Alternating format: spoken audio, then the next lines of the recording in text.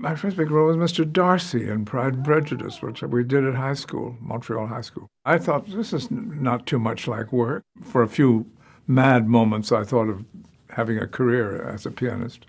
And then I realized acting was a little bit easier. And until later on, when, of course, I discovered it wasn't that easy.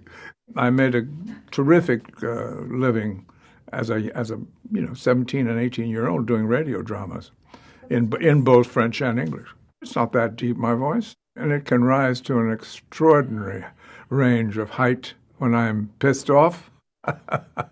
Guthrie, he took me to Paris to play opposite Dame Judith Anderson in Medea.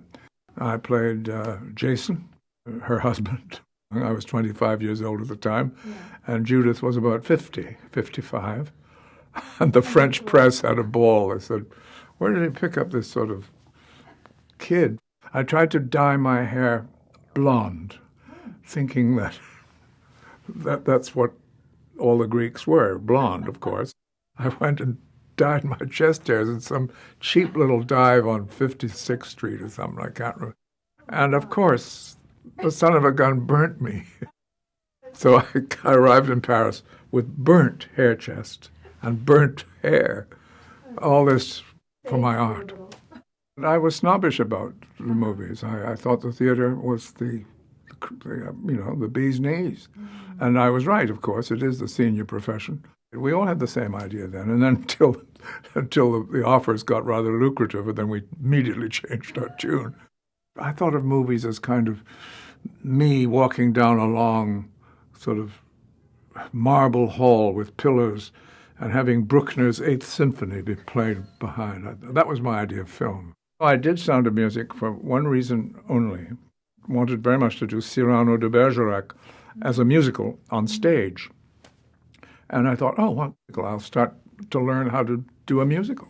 So I'll say yes. It's the only reason I did Sound of Music. I thought it would go away, I thought it was nice big bucks and that it would bye-bye. I don't even sing in the bathroom. I have the good taste not to.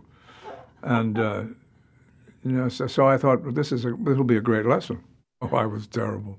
God, I got so sort of bored with the part. I mean, it's perfectly beautiful. Julie's great. I just didn't think my part was very attractive or interesting. It's devilishly hard to play, to bring some humor to this rather wooden character.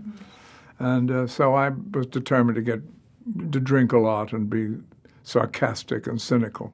The film actually did need that sort of atmosphere around it just to keep it from being too mawkish or too sentimental. We needed a Peck's bad boy to keep reminding us how sluggishly gooey it might become. They kept enlarging my costumes because the food in Austria, is awfully good, and so is the drink.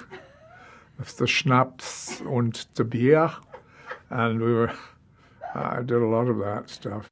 It felt suddenly as if it had caused a stir of some kind because journalists started coming onto the set, and there was a kind of feeling that, are we in a hit?